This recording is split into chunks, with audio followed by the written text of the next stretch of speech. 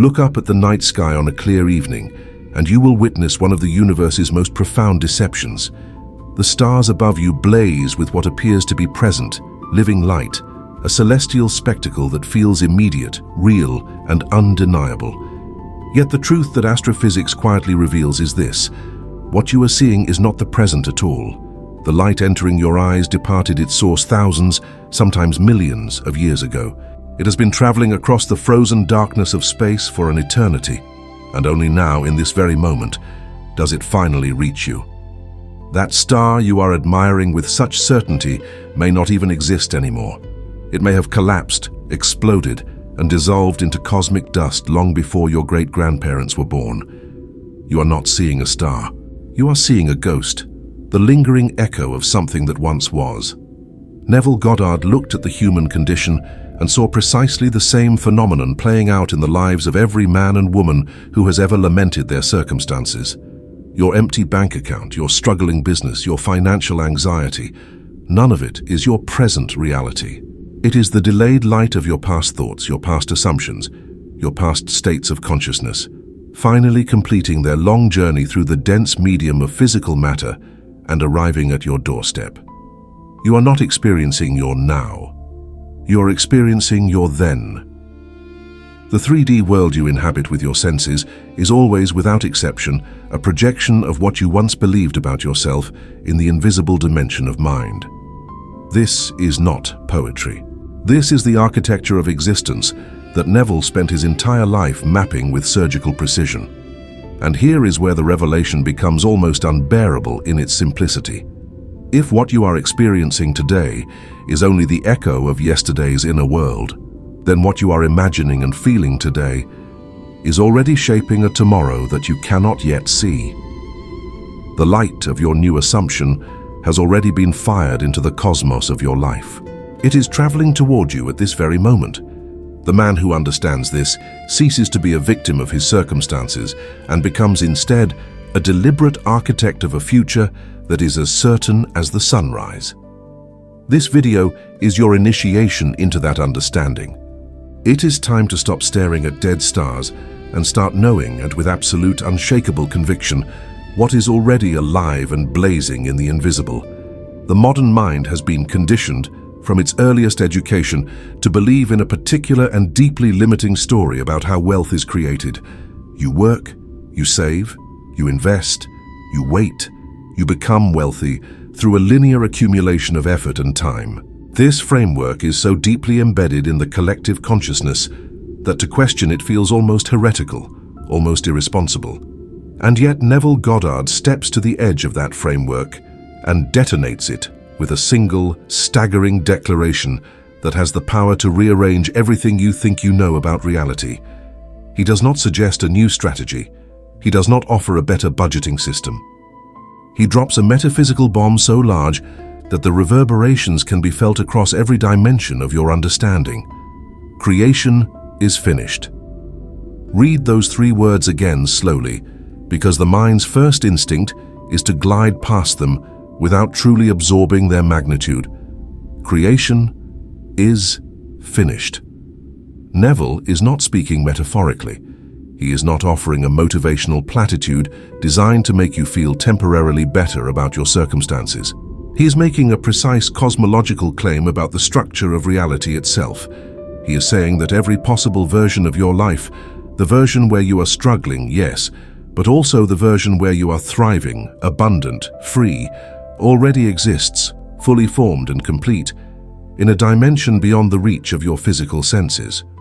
The wealthy version of you is not a future possibility. It is a present fact. It is not something you must build. It is something you must find. This is the concept that shatters the entire paradigm of hoping to become. Hope, by its very nature, implies separation. When you hope for wealth, you are simultaneously declaring that wealth is somewhere other than where you are. You are reinforcing the gap, widening the chasm, broadcasting the signal of lack with every well-intentioned affirmation that begins with someday. Neville's teaching obliterates someday. There is no someday in the 4th dimension. There is only an infinite simultaneous now, in which every version of your story already exists as a complete and finished masterpiece, waiting not to be created, but to be claimed. The shift Neville is asking you to make is not one of effort. It is one of radical perception. This video is not a gentle introduction to positive thinking. It is not a compilation of feel-good quotes designed to give you a momentary emotional lift before the weight of your circumstances crashes back down. What you are about to receive is a complete and systematic dismantling of the illusion of time as it pertains to your financial and personal reality. We are going to go deep into the architecture of the fourth dimension, Neville's name for the world of imagination, and explain, with the clarity of a master engineer reading blueprints, exactly why the physical world appears to lag behind your inner shifts. You will finally understand the 3D delay not as evidence that the method is failing, but as the perfectly logical and predictable behavior of a physical universe operating by its own natural laws. But we will go further than mere explanation. We will give you Neville Goddard's absolute and irrefutable proof, drawn from his own words, his own experiences, and the iron logic of the system he taught, that the wealth, the freedom, and the life you are aching for is not on its way to you. It is not being prepared for you somewhere in a distant future. It is already sitting in your invisible vault, already inscribed in your name, already yours, by a divine and unbreakable right. The only question, and it is the single most important question you may ever answer, is whether you are willing to stop looking at the dead star of your current circumstances long enough to turn your gaze inward and see what is already blazing in the eternal now. So here is the pact between us. For the duration of this video, you bring your full attention, your willingness to challenge every assumption you have about how reality works, and your honest desire to understand rather than simply to be comforted. In return, this channel will give you the complete, unfiltered teaching of a man who called himself a mystic, but who was, in truth, one of the most rigorous and systematic thinkers of the 20th century. If you are ready to dismantle the illusion and claim what is already yours, then stay with this until the very last word. Let us begin. To understand Neville Goddard's teaching at its most foundational level, you must first be willing to question something so basic, so thoroughly assumed, that most people never even think to examine it: the nature of the world you live in. You have been told, implicitly and explicitly, that the world you see, touch, hear, and measure is the real world. It is the solid world, the objective world, the world that exists independently of your thoughts and feelings about it. Your bank balance is a number on a screen. It is a fact. It is there. And your imagination, however vivid and sincere, has no power to alter it, or so the story goes. Neville Goddard looks at this story and identifies it not as a truth, but as the deepest and most costly illusion a human being can hold. Neville's cosmology begins with a radical reordering of what is real and what is shadow. The 3D world, the world of physical objects, bank accounts, circumstances, and sensory experience, is not the primary world. It is the secondary world. It is the effect, never the cause. It is the shadow thrown on the wall by a flame you cannot see directly. The primary world, the world of genuine substance and causative power, is the fourth dimension, the world of imagination. And when Neville uses the word imagination, he does not mean daydreaming or fantasy. He means the fundamental creative medium of the universe itself, the invisible, dimensionless space in which every possible reality pre-exists, waiting for a conscious being to select it through the act of feeling it real. Think carefully about what that means. The fourth dimension, as Neville describes it, is not a place you go.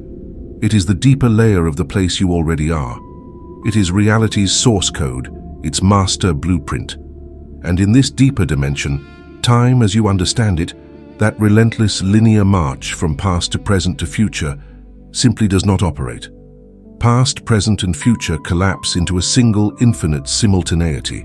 Every possible version of your life, every possible bank balance from 0 to billions, every possible relationship, every possible state of health and freedom exists in this dimension not as a future possibility, not as something that might be brought into being, but as a finished, complete, and fully present fact.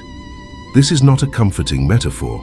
This is Neville's literal description of the structure of reality. The most precise analogy Neville uses, one that rewards deep and patient contemplation, is that of a wardrobe, but not an ordinary wardrobe. Imagine a wardrobe of infinite size, containing every possible costume, every possible identity, every possible life story you could ever wear. There is a costume there for the struggling man consumed by debt. There is a costume there for the free and prosperous man, who walks with the quiet confidence of one who lacks nothing. Both costumes exist in the same wardrobe, at the same time, with equal reality and equal availability. Neither is more real than the other in the dimension where they hang. The 3D world does not determine which costume you wear. The 3D world simply reflects whichever costume you have chosen in the inner dimension. The poverty you see around you is not a wall that keeps wealth out. It is a mirror showing you which garment you have been wearing in the invisible. And here is where the teaching takes on its most liberating and most demanding quality simultaneously. If every possible version of you already exists as a finished fact, if the prosperous you and the struggling you are both equally present in the infinite wardrobe of the fourth dimension right now, then your only work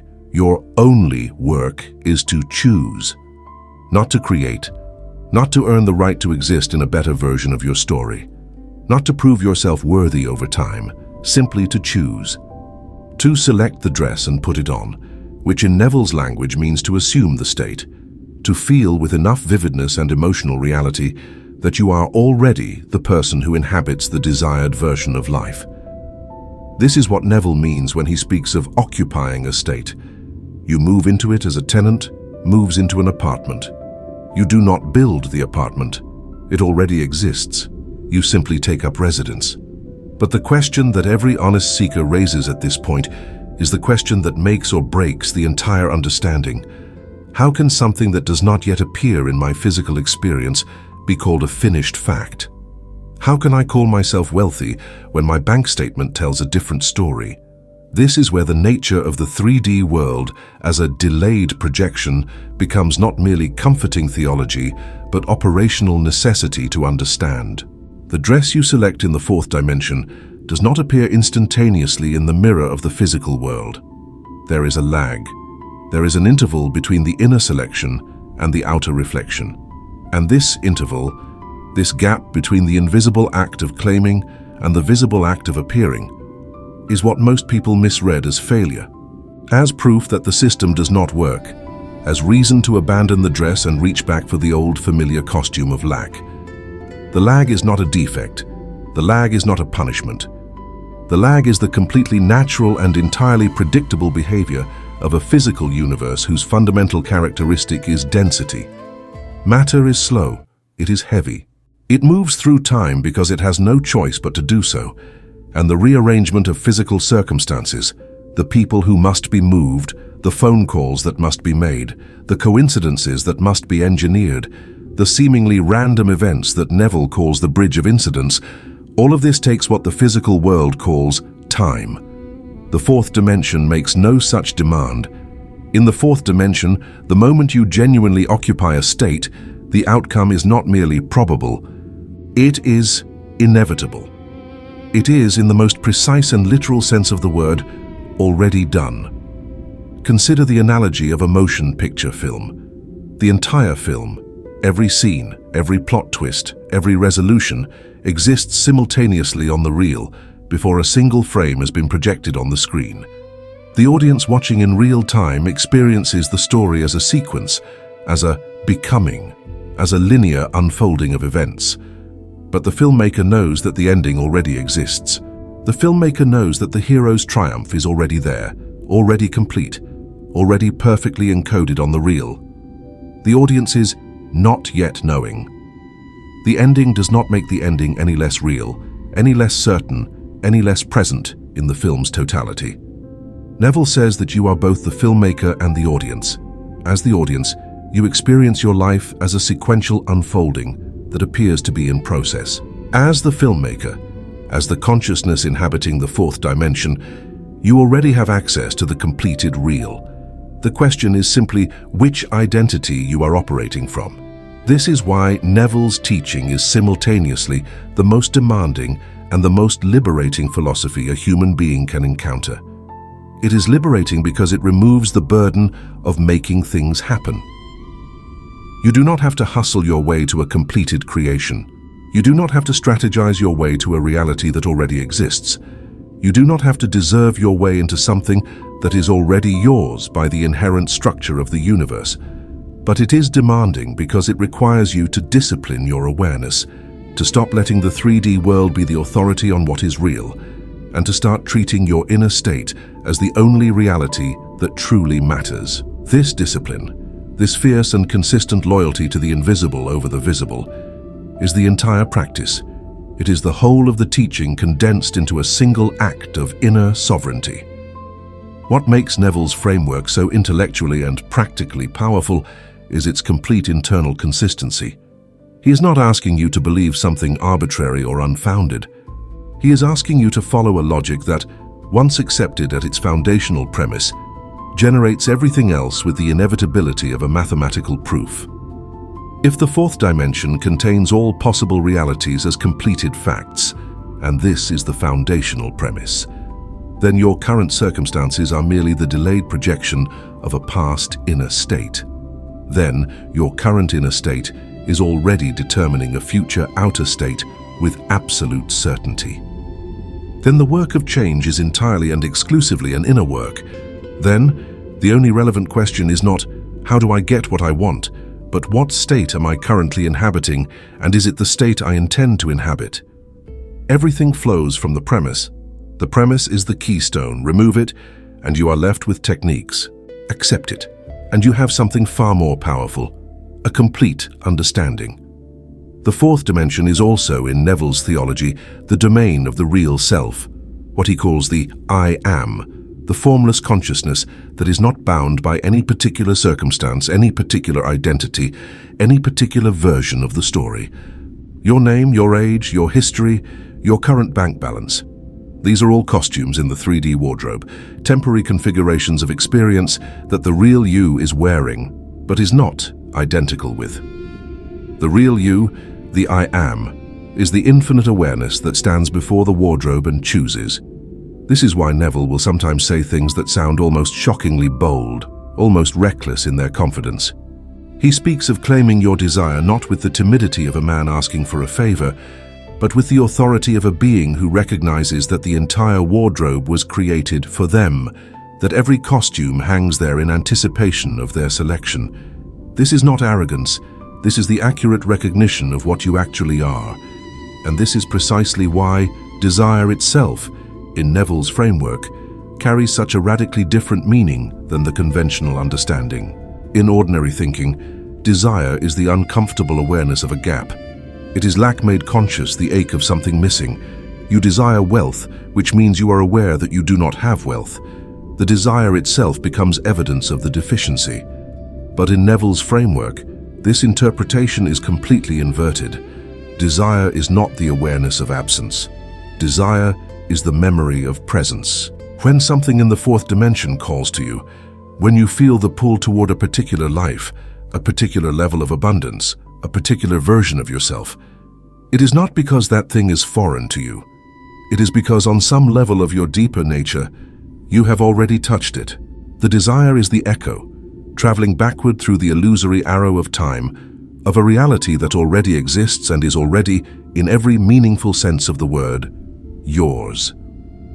This reframing of desire is perhaps the single most practically powerful shift in perspective that the entire Neville Goddard teaching offers.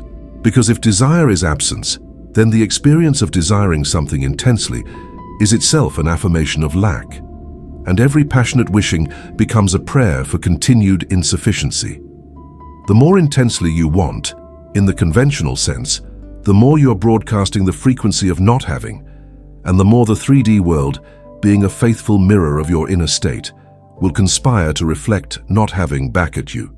But if desire is memory, if the ache you feel for abundance is actually the recognition, however dim, of something that already belongs to you in the invisible, then the experience of desire becomes not a burden, but a signal.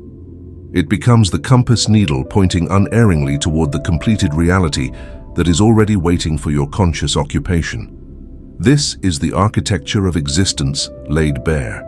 The 3D world is not the world you live in. It is the world you project. The 4D world, imagination, the I am, the infinite wardrobe of finished facts, is the world you actually inhabit as a conscious being, whether you know it or not, whether you believe it or not, whether you choose consciously or by default. The only difference between the man of lack and the man of abundance in Neville's framework is not talent or luck or timing or strategy. It is the state they are inhabiting. It is the costume they have put on in the invisible and forgotten to take off. Understanding this fully, not intellectually but viscerally, not as a concept but as a lived conviction, is the beginning of everything. It is the foundation upon which every other piece of this teaching must be built. If the idea of a fourth dimension containing all possible realities as finished facts sounds abstract, if it sounds like the kind of metaphysical speculation that is interesting to discuss, but difficult to act upon, then consider the evidence that is hiding in plain sight, embedded so thoroughly in your everyday experience that you have been walking past it your entire life without recognizing it for what it is. Neville Goddard was not a man who asked for blind faith. He was a man who pointed relentlessly to the evidence already present in the lives and experiences of the very people he was speaking to. And the evidence, once you know how to read it, is everywhere. It is in the nature of desire itself. It is in the experience of the fulfilled wish. It is in the remarkable consistency with which the inner state, once genuinely changed, ultimately produces a changed outer world. The logic is not merely plausible, it is, examined honestly, inescapable. Begin with the most familiar and accessible version of the radio analogy, because it is worth pressing this comparison far beyond its surface level. At this very moment, as you read these words or hear this voice, your immediate physical space is saturated with radio waves, Wi-Fi signals, television broadcasts, and dozens of other invisible frequencies. None of them are visible to you. None of them register on your senses unless you have the appropriate receiver, and unless that receiver is tuned to the correct frequency. The jazz station is not absent from your room simply because you are not hearing it. The news broadcast is not non-existent simply because your radio is off. These things are present, fully, completely, broadcast quality present, regardless of whether any receiver in your vicinity is aligned with them. The receiver does not create the signal. The receiver finds it. Now extend this analogy with the precision it deserves. The reality of financial abundance, the reality in which you are free, prosperous, and lacking nothing. This is not a signal that will begin broadcasting once you have done enough to deserve it. It is not a frequency that will only come into existence once your circumstances change. It is broadcasting right now. It is present in your room, in your life, in your immediate energetic environment with the same completeness and indifference as the jazz station broadcasting through your walls. The only reason you are not experiencing, it is not that it is absent. It is that your receiver, your consciousness, your habitual emotional state, your deep-seated assumptions about what is possible for you, is not tuned to it. The entire work of Neville Goddard's teaching is, in its most distilled form, the work of tuning the receiver. And here is where the radio analogy yields its most profound implication, the one that Neville returns to again and again with the insistence of a man who knows he is pointing at something that most minds will want to slip past. Your desire for the wealthy reality is itself the most compelling possible proof that the signal exists. Think about this carefully. You cannot long for something that has no existence, even in principle. You cannot reach for something that lives in a dimension completely inaccessible to you.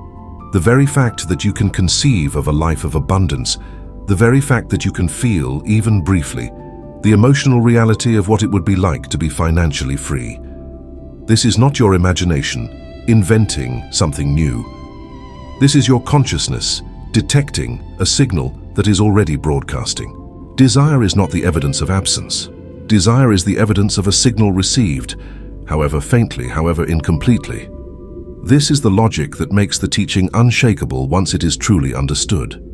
If your desire for abundance were not somehow connected to an actually existing reality, you would be incapable of experiencing it as a genuine desire. You might experience it as an abstract intellectual curiosity, the way you might be mildly interested in the idea of visiting a planet in another solar system. It is theoretically possible, but it does not pull at you with the visceral, almost desperate quality of genuine desire.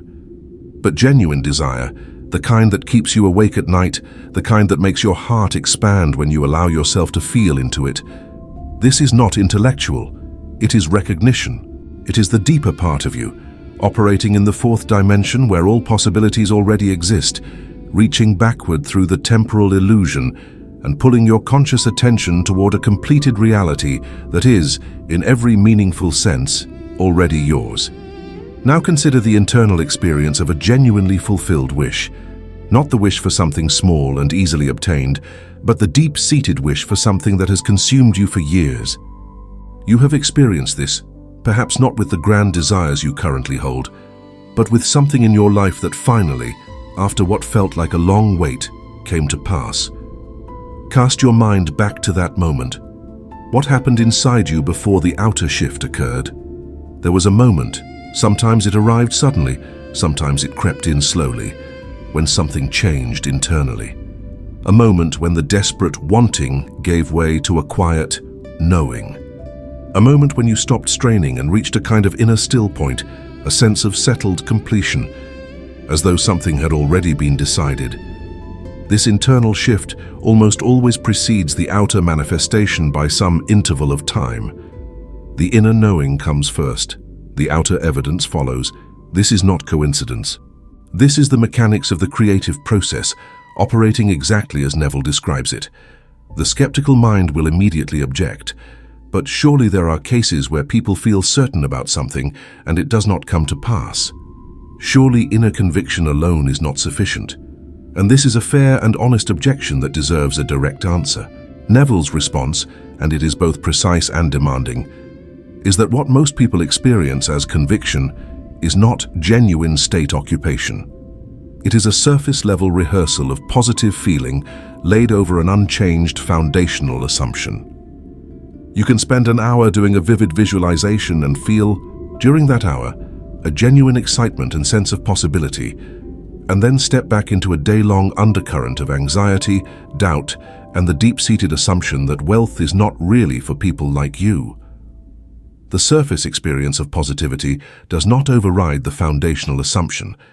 The foundational assumption is the actual tuner. It is the setting to which the receiver defaults when you are not consciously directing it. And the foundational assumption, until it is genuinely changed at the level of feeling, will continue to be the signal that your life reflects. This distinction between a surface-level wish and a genuine change of state is one of the most critical and most consistently misunderstood aspects of the entire teaching. Neville is not asking you to feel happy about your desire for an hour each day. He is not asking you to perform a ritual of positive emotion that you then abandon the moment your phone buzzes with a notification about an overdue bill. He is asking you to genuinely change your concept of self, to become, at the level of your deepest assumption, a person for whom abundance is the natural and expected state of affairs. This is not a performance. It cannot be faked at the foundational level, however convincingly it might be mimicked at the surface. The universe, as Neville understands it, is not reading your conscious thoughts. It is reading your state, the total complex of what you actually believe, feel, and assume yourself to be at the deepest level of your inner life. And yet, and this is where the teaching reveals its practical mercy, a genuine change of state does not require years of psychological excavation or monumental heroic effort. It requires a specific, practiced act of inner sensing. Neville calls it living in the end, the deliberate, consistent practice of inhabiting the feeling of the wish already fulfilled, not as a future hope, but as a present reality. This is not lying to yourself. It is, on the contrary, the most honest thing you can do because you are aligning your conscious experience with what is actually true in the fourth dimension. You are choosing to operate from the level of the filmmaker who knows the ending, rather than the audience member who is still anxiously watching the middle of the film. The act of living in the end is the act of tuning the receiver. It is the act of changing your fundamental frequency to match the signal that is already broadcasting. The unshakable logic of this is further confirmed when you examine the inverse. What happens when you continue to operate from the state of lack? If your foundational assumption is that you do not have enough, that money is scarce, that wealth is something that happens to other people, but not to you, then regardless of the surface-level positive thinking you overlay on that foundation, your receiver will continue to be tuned to the frequency of insufficiency, and the 3D world, being the perfect and faithful mirror it is, will continue to reflect insufficiency back to you with remarkable consistency. It will do this not because the universe is cruel or indifferent, but because the universe is precise. It gives you not what you consciously want, but what you unconsciously are. This is not a punishment. It is a perfectly operating system, and a perfectly operating system can be consciously used once its mechanics are understood. You might reasonably ask at this point, if the system is so consistent, if the inner state so reliably produces the outer reflection, then why do so many people who sincerely try to apply this teaching struggle to see results? Why is there such a gap for so many genuine seekers between the teaching's promise and their experienced reality? This is precisely where the concept of the 3D delay becomes not merely a theoretical curiosity, but an absolutely essential piece of the framework to understand. Because the gap between inner shift and outer manifestation, the interval during which the physical world is rearranging itself to match the new frequency, is the exact juncture at which most people abandon the state. They hold the new assumption for days, sometimes weeks. They feel the new feeling, they inhabit the new state, and then the physical world presents evidence that nothing has changed. A bill arrives, a deal falls through. A circumstance arises that appears to directly contradict the inner claim. And in that moment, without the understanding that this delay is both normal and temporary, the seeker concludes that they were deceived, that the teaching does not apply to them, and they return to the default state of lack, not knowing that they were within inches of the bridge. This is the razor's edge of the entire teaching. The delay is not the universe saying no. The delay is the universe saying not yet visible. It is the gap between the selection of the dress and the moment the mirror reflects it. It is the interval between firing the light and the light's arrival at its destination. And to navigate this gap successfully requires one thing above all others: an understanding of the system so thorough, so deeply internalized, so viscerally owned, that the evidence of the senses loses its power to override the conviction of the inner state. Not a blind, brittle optimism that requires the absence of contrary evidence in order to survive. A deep, well-founded, architecturally sound knowing, based on the iron logic of a perfectly consistent universal law, that what is true in the invisible is already determining what will be true in the visible, and that no amount of temporary contrary evidence in the 3D world can alter a single syllable of that truth. This knowing is what Neville is building when he teaches.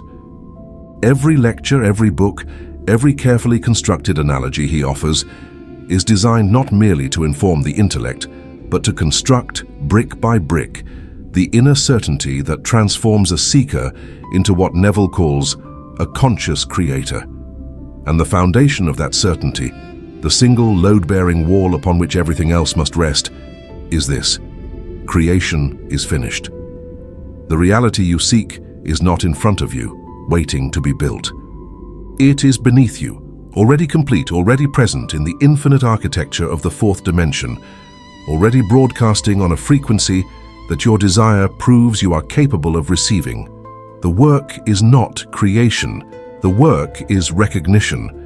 The work is tuning the receiver and then having the patience, the discipline, and the unshakable logic to hold the tuning steady while the dense machinery of the physical world completes its inevitable rearrangement.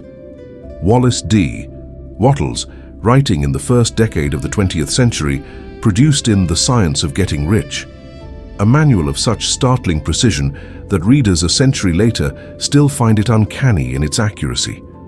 Wattles instructed his readers to hold a clear and vivid mental image of what they desired, to act upon their present environment with faith and purpose, and, most crucially, to never allow doubt to enter their thinking about the desired outcome. The command is clear, the intention is unambiguous, but the practical difficulty it generates for the sincere practitioner is enormous, and Wattles himself, for all his brilliance, does not fully resolve it within the pages of his own text. He tells you not to doubt. He is absolutely correct that doubt is fatal to the process, but he does not tell you with the depth and completeness that the question demands why doubt is unnecessary. He gives you the instruction without fully supplying the metaphysical foundation that would make the instruction genuinely possible to follow. This is precisely where Neville Goddard steps in and completes the architecture that Wattles began. These two men, separated by decades and by the particular vocabularies of their respective traditions, are speaking about the same process. They are both describing the deliberate use of the human consciousness to bridge from a present reality that is not desired to a future reality that is. But Neville supplies what Wattles assumes, the precise reason why doubt is not merely unnecessary, but logically incoherent. Once you understand the structure of reality as Neville describes it, you do not need to fight doubt, suppress doubt, or discipline yourself into pretending you do not feel it. You dissolve doubt at its root by understanding the single fact that makes it groundless. The gold is already in your name. Creation is finished. There is nothing to doubt about. Consider the precise quality of the doubt that most people experience when they try to hold Wattles's mental image of the desired reality. It is not a general philosophical skepticism about the nature of existence. It is specific. It sounds like this. But what if it doesn't come? What if I hold this image and nothing happens? What if I do all of this correctly, and the physical world never shifts to match it? This is the doubt, and notice what this doubt is actually doing. It is treating the desired reality as something that might or might not come into being, depending on external factors beyond your control. It is treating the desired outcome as a contingency, a possible future event that the universe may or may not choose to deliver based on criteria you do not fully understand or trust. And as long as that is your working assumption about the nature of the desired reality, doubt is not irrational. It is completely logical. Of course you will doubt a contingency, but now introduce Neville's premise. Creation is finished. The desired reality is not a contingency. It is not a future possibility awaiting the universe's approval. It is a present fact in the fourth dimension. It already exists, completely and fully, in the only dimension that is truly creative, the dimension of imagination. With this premise genuinely in place, the doubt question transforms entirely. You are no longer asking, will this come? You are asking the equivalent of, will the jazz station continue to exist if I tune to it? The station's existence does not depend on whether your receiver is tuned to it. The station was there before you tuned, it will be there after you tune. And the only relevant variable is whether your receiver is aligned with it or not. Doubt in this framework is revealed for what it is, not a reasonable assessment of uncertain odds, but a misidentification of what the outer circumstances mean. The empty bank account is not evidence that the wealthy reality doesn't exist. It is evidence that your receiver has been tuned to a different frequency, and the receiver can be retuned. This is the profound and practical service that Neville's framework provides to the Wattles instruction. Wattles tells you to hold the gold in your mind and act as though it is yours. Neville tells you that this is not self-deception or wishful thinking.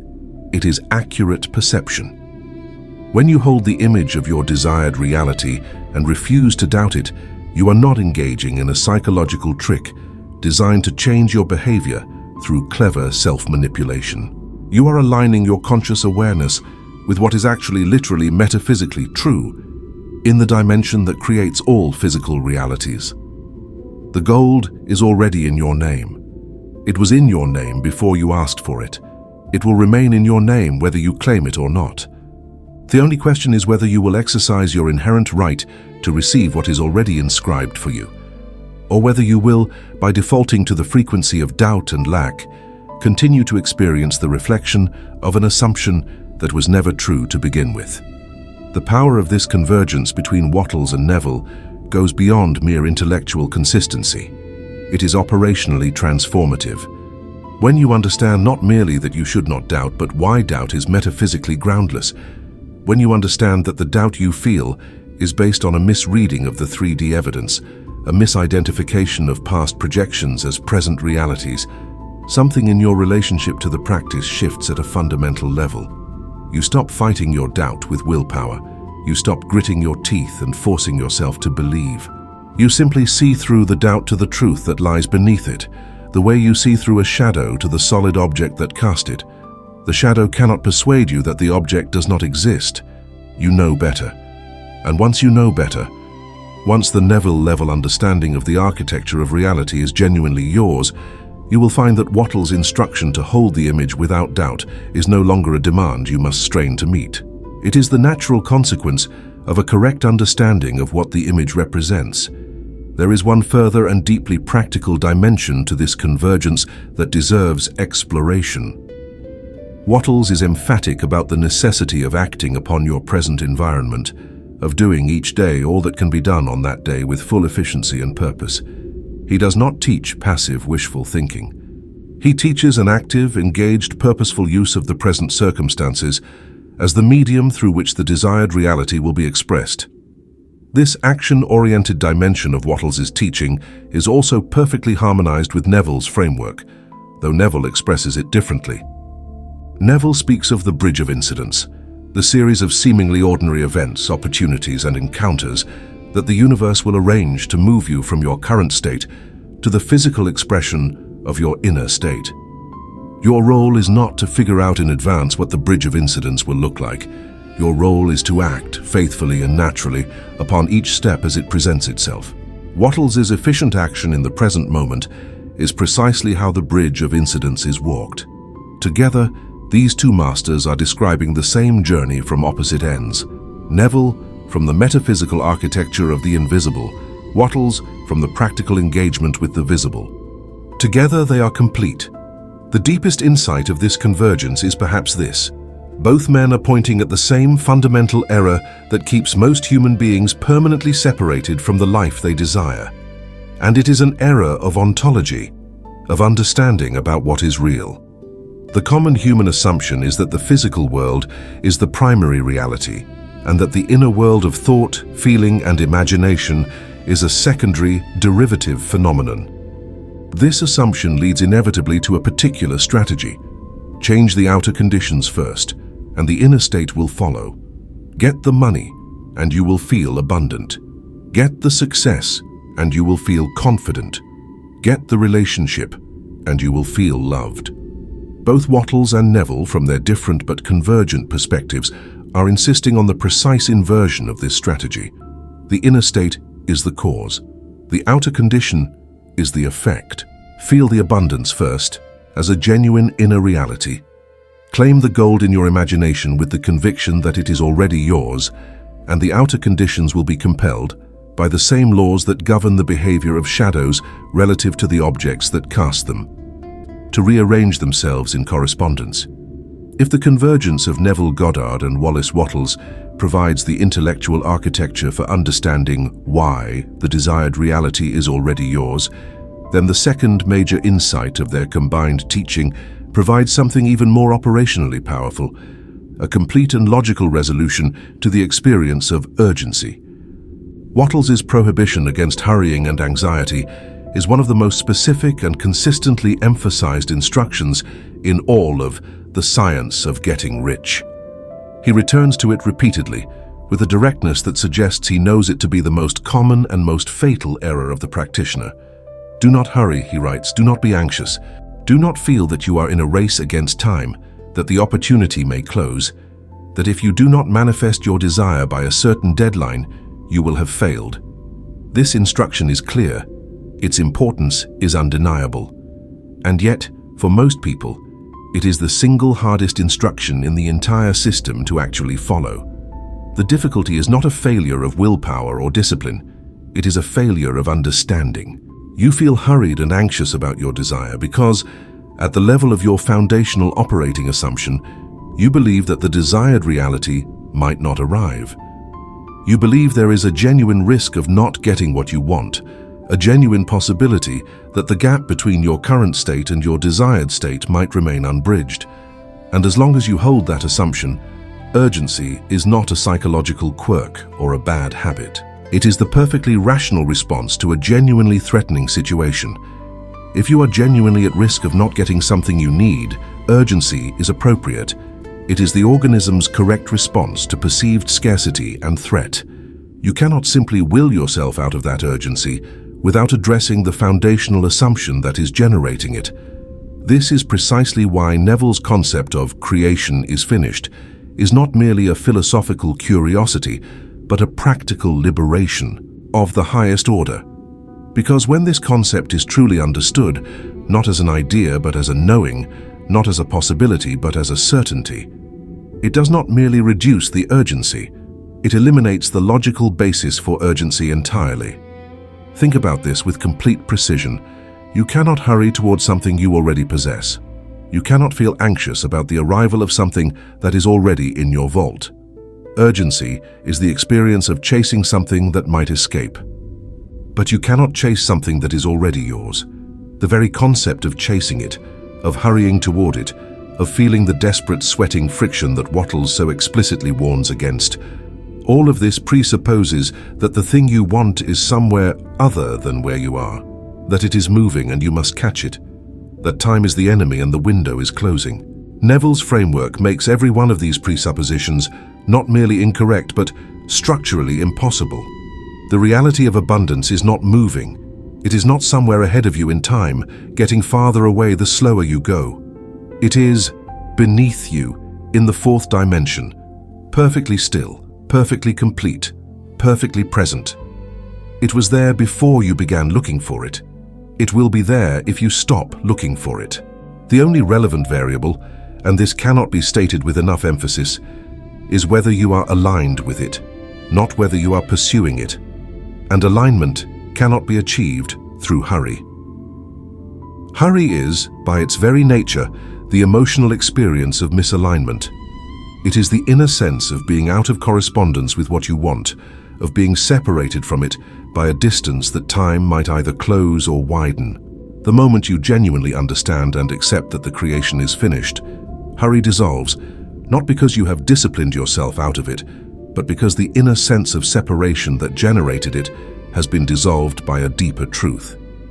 This is why Neville's and Wattles' combined teaching, when properly understood as a unified system, is so strikingly more powerful than either text alone. Wattles gives you the command, do not hurry, do not be anxious. He gives you the destination. Neville gives you the road.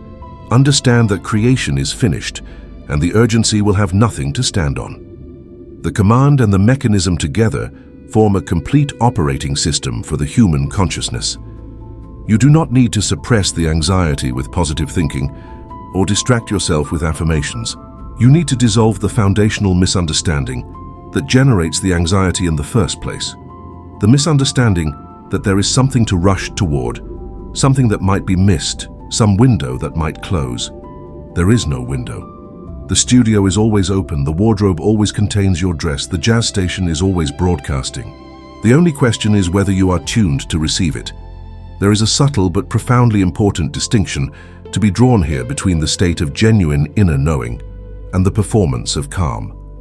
Many practitioners of these teachings learn to perform equanimity without actually achieving it. They learn to speak calmly about their desires, to avoid expressing anxiety in front of others, to present an outward demeanor of confident expectation while maintaining, underneath that performance, the same deep-seated urgency and doubt that has always been there. This is not the state Wattles and Neville are pointing toward. The absence of urgency they describe is not a surface-level performance. It is a genuine inner condition that arises automatically when the understanding of the finished creation is deeply enough held. It is the kind of calm that comes not from suppressing a feeling, but from having the correct understanding that renders the feeling structurally impossible. It is the calm of a man who has already read the ending of the novel, watching the middle of the story unfold without anxiety about how it will resolve. The practical implication of this is that the most important and most high-leverage practice you can engage in is not the daily visualization. not the affirmation, not the journaling, important as each of these tools might be in its proper place. The most important practice is the deepening of understanding. The more thoroughly you understand, the more every level of your consciousness is saturated with the knowing that creation is finished, that the desired reality exists now in the fourth dimension, that your desire is evidence of the signal and not evidence of the lack. The more naturally and effortlessly the urgency will fade, and with it will fade the friction that Wattles identifies as the single greatest obstacle to the free and full expression of the creative process.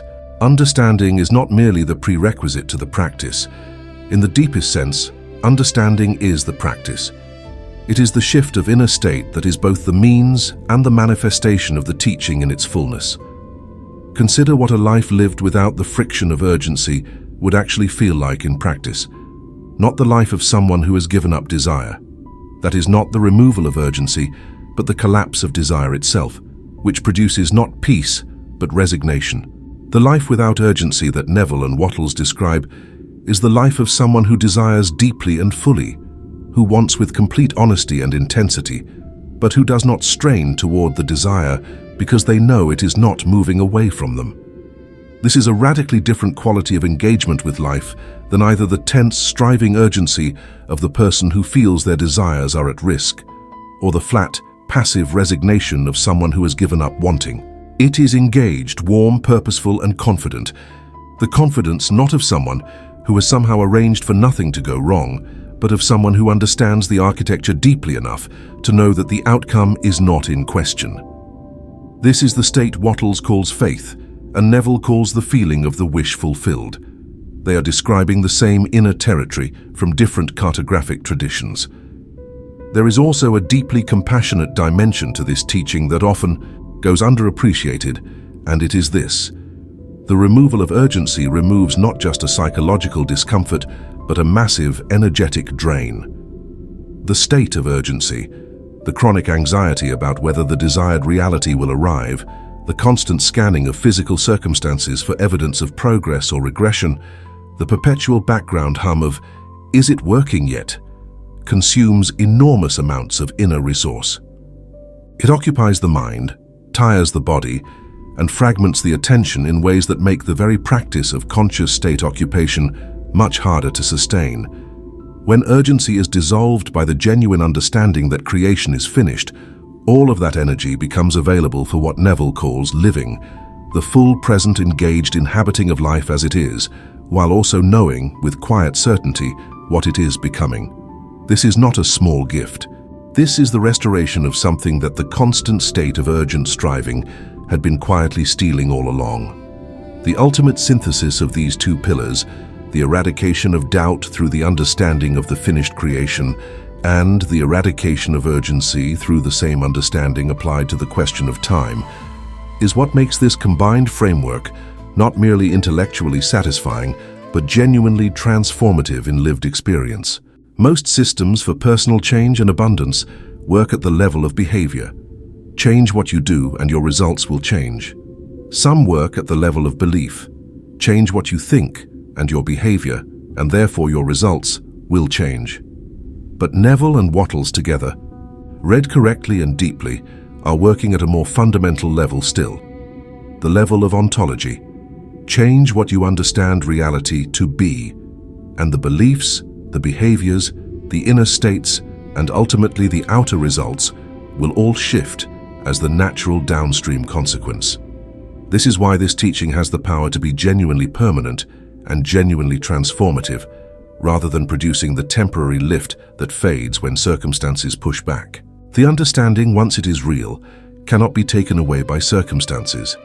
The knowing that the gold is already in your name does not evaporate when a bill arrives, any more than your knowledge that the jazz station is broadcasting disappears when your radio picks up static.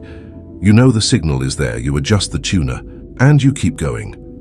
Now we arrive at the question that every honest and thoughtful practitioner eventually brings to this teaching, the question that separates those who merely find it intellectually appealing from those who actually live it successfully. If the reality of abundance already exists in the fourth dimension, if it is broadcasting right now, if the creation is truly and completely finished, then why does it not appear the moment you align with it? Why is there a gap at all? Why does the physical world not instantly reconfigure itself to match the inner shift the moment the inner shift is made? This is not a hostile question. It is a fair, precise, and practically important question, and Neville Goddard addresses it with the same systematic clarity he brings to every aspect of the teaching. The answer is not that the system is imperfect. The answer lies in the fundamental nature of the medium through which the invisible must express itself. The dense, heavy, magnificently slow material world of 3 dimensions. Neville teaches, and modern physics at least gestures toward a similar conclusion from its own direction, that physical matter is not a passive substance waiting to be moved. It is a dynamic, complex medium with its own intrinsic inertia, a resistance to change that is proportional to its density. The 3D world is, in the vocabulary of physics, a high-resistance medium. When you change your inner state, when you shift your consciousness from the frequency of lack to the frequency of abundance, you are doing something analogous to changing the setting on a very large and very intricate machine. The new setting is registered immediately.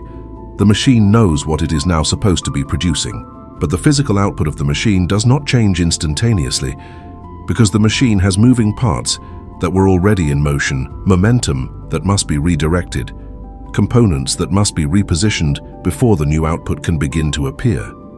The immediate registration and the delayed physical manifestation are both part of the same process.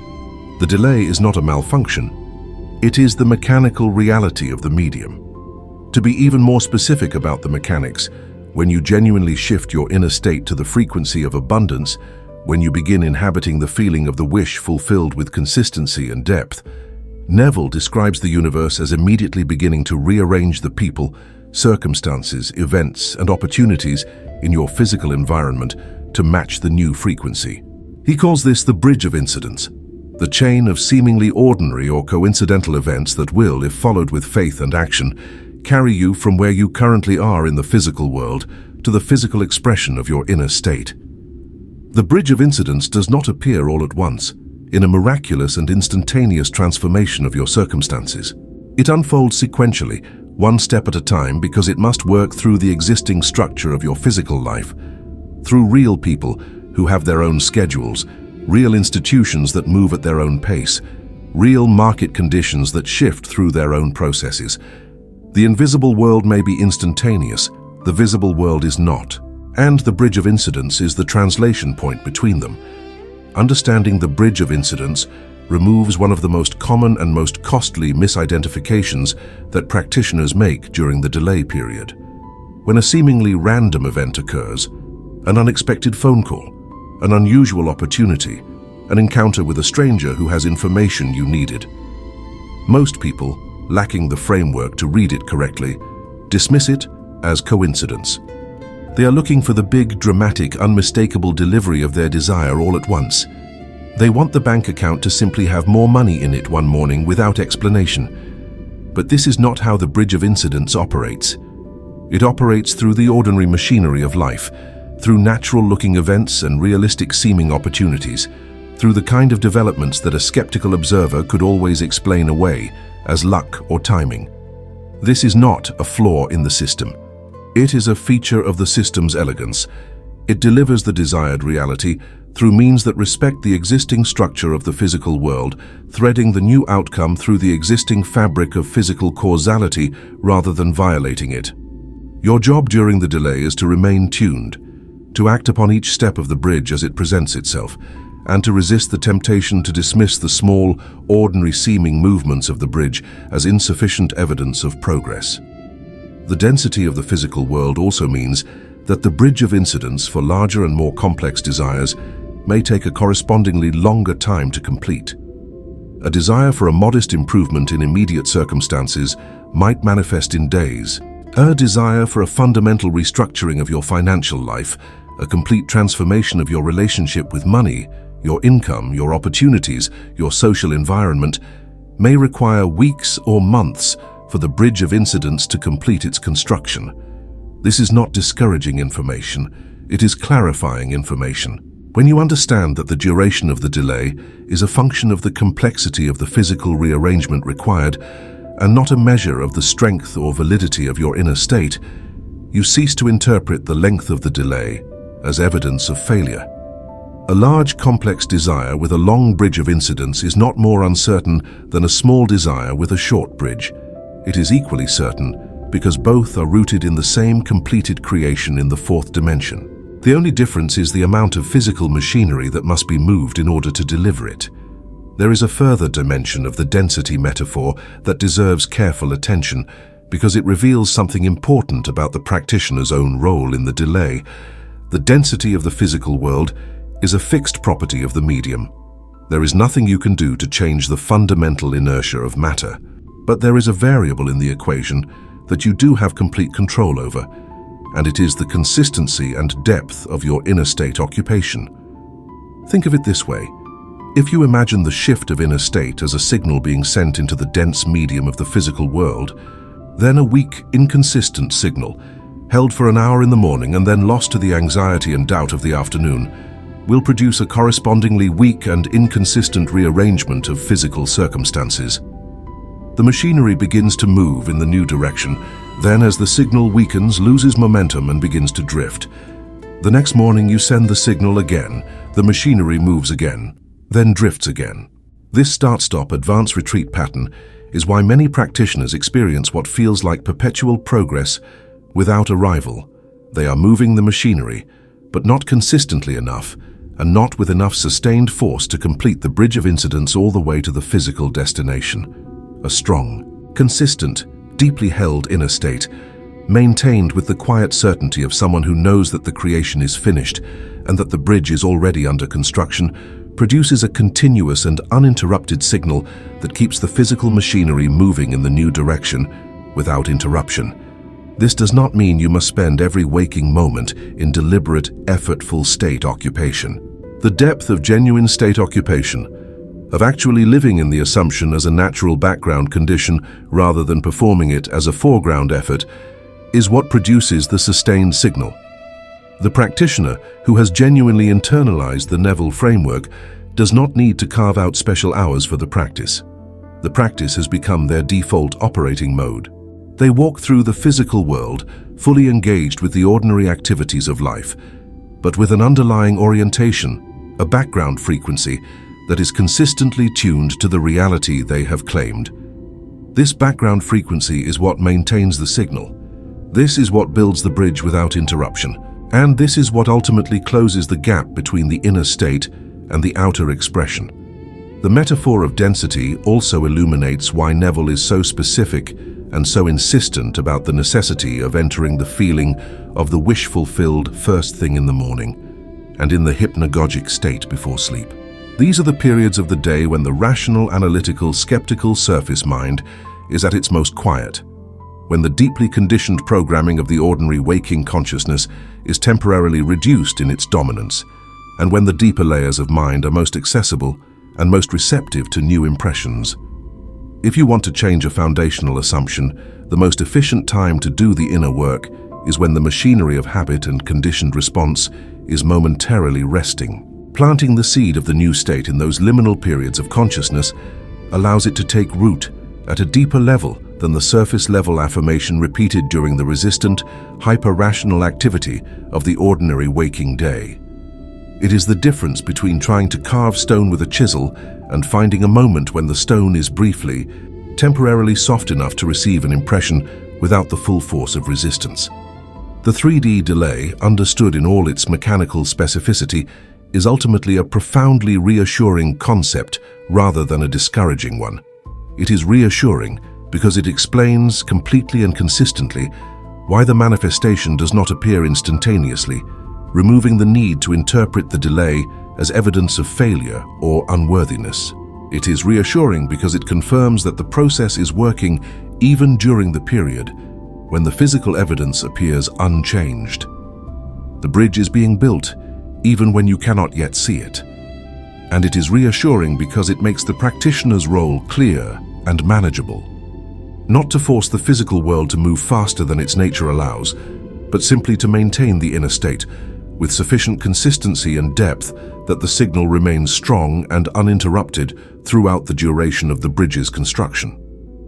The dense machinery of the physical world will do its part, moving with all the reliability of natural law, as long as you do yours, staying tuned, staying loyal to the invisible reality, and walking faithfully upon the bridge one step at a time, even when you cannot yet see where the bridge ends. If the 3D delay is the architectural fact that must be understood, then the fatal reaction is the catastrophic behavioral error that must be anticipated, recognized, and consciously prevented. And calling it fatal is not hyperbole. In the context of this teaching, it is precisely the right word, because this single, predictable, almost universally experienced error is responsible for the majority of cases in which the teaching appears to fail the practitioner. Understanding it intellectually is insufficient. You must understand it so deeply, so viscerally, so completely, that when it appears before you in your own life, and it will appear, wearing its most convincing disguise, at the precise moment when your resolve is most needed, you will recognize it immediately for what it is, and respond to it with the informed clarity of someone who saw it coming long before it arrived. The fatal reaction follows a consistent script. You have been doing the inner work. You have been inhabiting the state of the wish fulfilled. You have been holding the feeling of abundance with sincerity and depth. Days pass, perhaps a week, perhaps two, and then, just when the momentum of your practice begins to feel real, just when the inner state begins to feel natural rather than effortful, the physical world delivers a sharp and specific piece of contrary evidence. The bill arrives. The deal falls through. The bank account is lower than you expected. The opportunity you were watching closes. And in that moment, something in you experiences the ancient, visceral, physically immediate experience of the 3D world insisting on its authority. The physical evidence is right in front of you. It is concrete. It is undeniable. It is real in every way that your senses can confirm. And the familiar, well-practiced voice of practical reason says, "See, look at what is actually happening. Your inner work has changed nothing. The real world is telling you the truth. The teaching has failed." The cruelty of this moment, and it is genuinely cruel because it strikes at the practitioner's most vulnerable point, which is the desire for honest assessment, is that the physical evidence appears to be delivering a completely objective verdict. It feels as though you are simply being realistic, simply being responsible, simply acknowledging what is demonstrably true. The 3D world presents its evidence with such solidity, such immediate sensory authority, that to resist its interpretation feels like a rejection of honesty itself. And yet this is precisely the illusion that Neville's entire cosmological framework is designed to dissolve. The 3D evidence is not a present reality. It is, as we established from the very first moment of this video, the delayed light of a dead star, the physical projection of a past inner state, finally completing its journey through the dense medium of matter and arriving at your doorstep. The bill that arrived today is not a commentary on your current inner state. It is a commentary on an inner state you may have already changed weeks ago. It is the old frequency completing its physical expression, even as the new frequency is already in the process of building its bridge. This is the insight that makes the fatal reaction not merely a psychological pitfall, but a precise, comprehensible, entirely preventable error of misidentification. The 3D evidence is read as a present statement about your present reality, when in fact it is a past statement about your past inner state. It is read as a verdict when it is actually a receipt for what was previously ordered from the universe's catalogue of created things. And here is what makes the fatal reaction so genuinely catastrophic in its consequences. When you look at the 3D evidence, panic, and conclude that it didn't work, you do not simply remain in the new state you have been cultivating. You actively reverse it. The panic and the conclusion of failure are themselves powerful inner states, states that carry the full emotional charge of their belief, and they immediately retune the receiver, not to the neutral position you started from, but often to a frequency of deeper doubt and discouragement than the one you began with. You have not merely stopped the progress, you have run backward on the bridge you were building, often farther back than your starting point.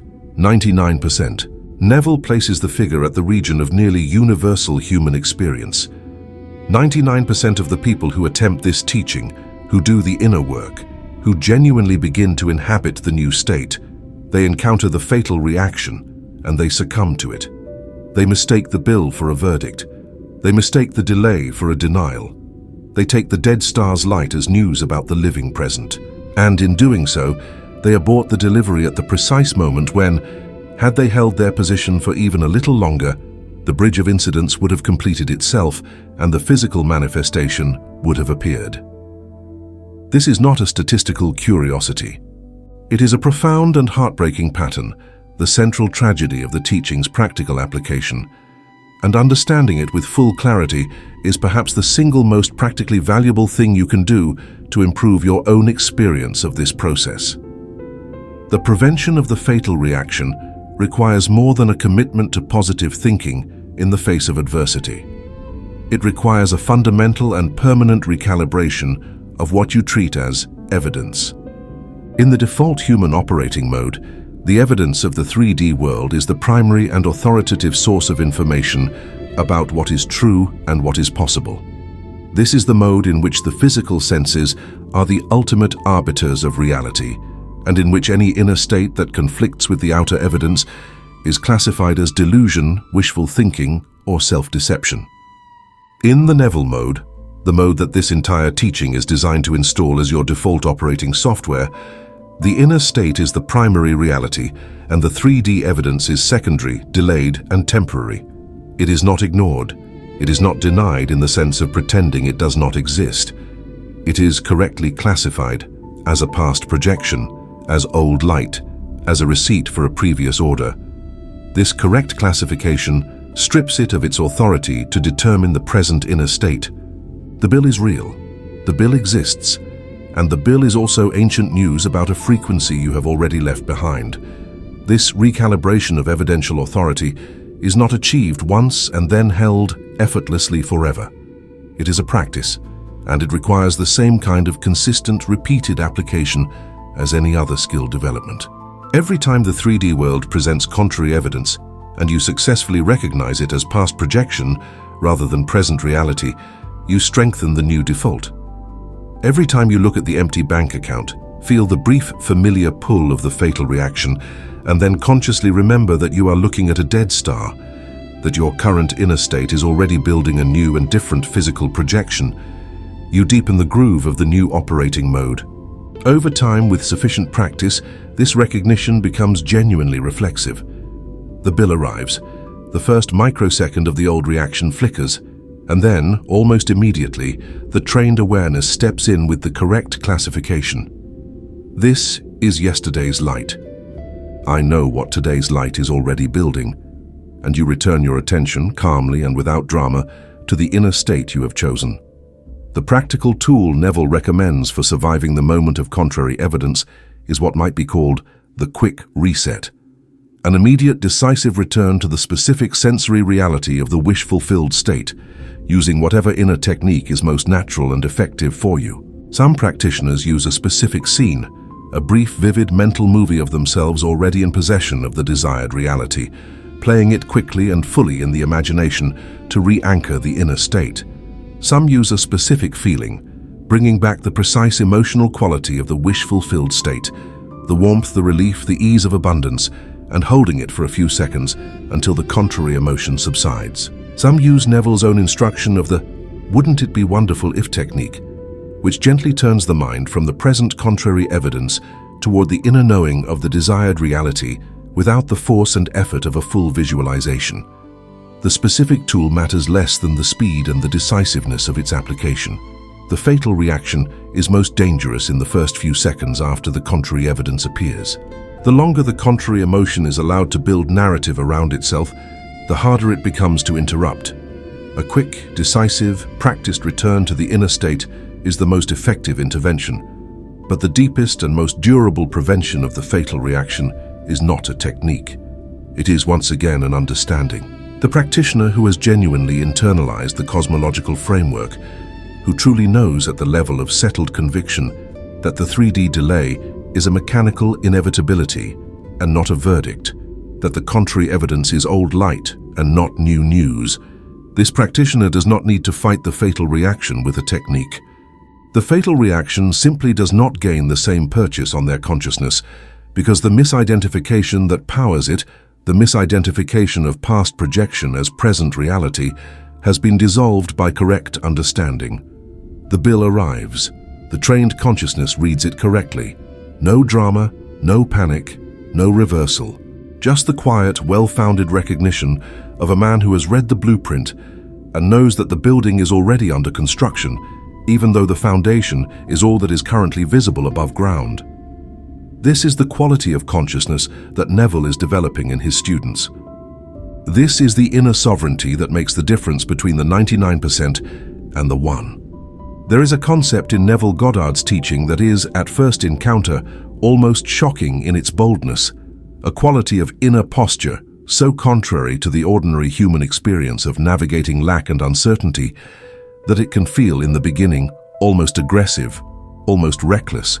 Neville calls it brazen impudence, and the deliberate choice of that phrase, brazen, impudent, unabashedly audacious in the face of contrary evidence, is itself an instruction. He is not describing a gentle, tentative, carefully qualified optimism. He is describing a fierce, unwavering, almost defiant loyalty to the inner reality in the face of whatever the outer world chooses to present. And while the phrase may sound like a description of a psychological attitude, it is, in the framework of this teaching, something far more precise and far more powerful. It is the operational expression of the knowing that creation is finished, applied to the specific and recurring challenge of sensory denial. To understand what brazen impudence actually means in practice, you must understand what it is being directed at you. It is not a general posture of stubborn positivity. It is not a refusal to engage with reality. It is a very specific act of selective authority, the deliberate choice to treat the evidence of the inner senses as more authoritative than the evidence of the outer senses when the two are in conflict. You look at your bank account and it shows a number that belongs to a past version of you. The outer senses deliver this information with complete fidelity and total accuracy within their own frame of reference. The number is real in the 3D world's terms, but the inner vision, the vision that sees the completed reality in the fourth dimension, the awareness that knows which dress has been selected in the invisible wardrobe, says something different. It says, "This number is a dead star. The living star is already blazing in the invisible. I choose the authority of the living star." That choice, made deliberately, maintained consistently, and defended with what Neville calls the brazenness of absolute conviction, is brazen impudence. And it requires a particular quality of inner toughness that is quite different from the performance of positivity. Positive performance is fragile. It can be sustained when the evidence is neutral or ambiguous, but it crumbles under direct, specific, heavy, contrary evidence. Brazen impudence does not crumble, not because it is based on emotional willpower, but because it is based on understanding. The brazen man is not brave because he is unafraid of the contrary evidence. He is brazen because he knows that the contrary evidence is a misidentification of a dead star as a living reality, and his knowledge makes the evidence's authority over him structurally impossible to maintain. You cannot be intimidated by a ghost once you know it is a ghost. The knowledge itself removes the teeth from the apparition. The instruction to walk entirely by the inner vision is perhaps the most radical and the most complete expression of what brazen impudence demands in practice. Walking entirely by the inner vision does not mean ignoring the physical world or refusing to engage with it. You still pay your bills when you can. You still navigate the practical realities of your 3D circumstances with appropriate responsibility. But the meaning you assign to those circumstances, the authority you grant to them over your inner state, the degree to which they are permitted to determine what you feel yourself to be and what you believe to be true about your life. This is where the complete reversal occurs. The inner vision is the truth. The 3D circumstances are the delay. You walk through the delay with the orientation of someone who knows that they are walking through a temporary lag between the invisible reality and its physical expression, not someone who is walking through the uncertainty of an unknown outcome. To make this concrete and viscerally real, consider what it would feel like to have the wealth you desire already confirmed in your physical bank account right now. Not hoped for, not expected. Already confirmed, already present, already reflecting back to you the inner state you have been holding. If that money were already in your account, how would you walk into tomorrow morning? What would be different about the way you engage with the day? The anxiety about the future, would it be there? The scanning of circumstances for evidence of progress, would it be necessary? The desperate straining to make something happen, would it make any sense? Of course not. You would walk into the day with a settled, easy confidence, not because you are performing confidence, but because you genuinely have nothing to prove and nothing to fear. You have the money. The situation is resolved. You are operating from a platform of established abundance, rather than reaching for an uncertain future. Brazen impudence is the practice of walking exactly that way right now, before the 3D bank account has caught up with the 4D reality you have already claimed. Not pretending, knowing. And Neville goes further still. He does not merely encourage you to walk with the quiet confidence of someone who has already received. He actually uses the word laugh, to look at the empty bank account and laugh at it. This is not callousness. It is not a spiritual bypass of genuine financial difficulty. It is the natural, spontaneous expression of the person who sees the dead star for what it is and finds it, in the light of what they know about the living star, genuinely, cosmically ironic that this ancient light is still presenting itself with such solemnity and such authority, as though it had any real bearing on the present or the future. The laughter Neville describes is not forced. It is the natural response of a consciousness that has genuinely made the shift from identifying with the 3D projection to identifying with the 4D reality. When you truly know that the empty account is yesterday's news and that tomorrow's news is already written in the invisible, there is something that can only be described as the deep, quiet amusement of seeing through an illusion that once had complete power over you. The development of brazen impudence as a genuine, stable quality of consciousness, rather than as a performance or an occasional peak experience, is a process that unfolds through repeated practice and, crucially, through the steady accumulation of experiences in which the inner knowing proved to be correct and the contrary 3D evidence proved to be the dead star it was identified as. Every time you hold your inner state in the face of contrary evidence, maintain your tuning through the delay and then watch the physical world catch up and deliver the manifestation you claimed. Every one of those experiences deepens the groove of brazen impudence in your consciousness. It becomes, over time, not a fighting posture but a natural orientation. The same way that a deeply experienced doctor can look at a set of symptoms with calm diagnostic clarity rather than the alarm that the uninitiated would feel. The experience does not change the facts, but the experience provides a depth of context that makes the correct reading of the facts natural and automatic. There is a specific kind of brazen impudence that is directed not just at contrary physical evidence, but at the internal voices of doubt that arise from within the practitioner's own consciousness. These are often the most challenging contrary voices to navigate because they have the intimate authority of your own inner speech. They know your history. They know every time you have tried and not seen the expected result. They speak with the voice of practical wisdom and hard-won experience. You've tried this before. You know how this ends. Be realistic. Protect yourself from another disappointment. These voices are not enemies and they are not stupid. They are the survival machinery of the psyche, operating exactly as they are designed to operate, protecting you from the pain of failed expectation by discouraging the expectation in the first place. The brazen impudence that Neville describes must be directed at these voices with the same authority and the same well-founded conviction as the impudence directed at the outer evidence. The answer to these inner voices is not suppression, not argument, and not elaborate counter-evidence. The answer is the same understanding that answers every doubt in this teaching. Creation is finished. The inner voice of protective doubt is operating on the assumption that the desired reality might not come, that there is a genuine risk of failure, a real possibility that the inner work will not produce the outer result. Once the knowing of the finished creation is genuinely in place, this assumption is revealed as structurally incorrect, and the voice, while it may still arise out of habit, finds that it has nothing solid to attach to. You acknowledge it, you recognize it as the old programming doing its job, and then you return with the calm authority of brazen impudence to the inner vision that you have claimed. Not because you are pretending the doubt doesn't exist, but because you know something the doubt doesn't know. The station is broadcasting. The dress is hanging. The gold is in the vault. Creation is finished. The cumulative effect of brazen impudence, practiced consistently and grounded in genuine understanding rather than performance, is a fundamental transformation of the relationship between the practitioner and the physical world. The physical world ceases to be the authority and becomes instead what Neville always said it was, the faithful servant of the inner state, the obedient mirror that shows you what you have become in the invisible.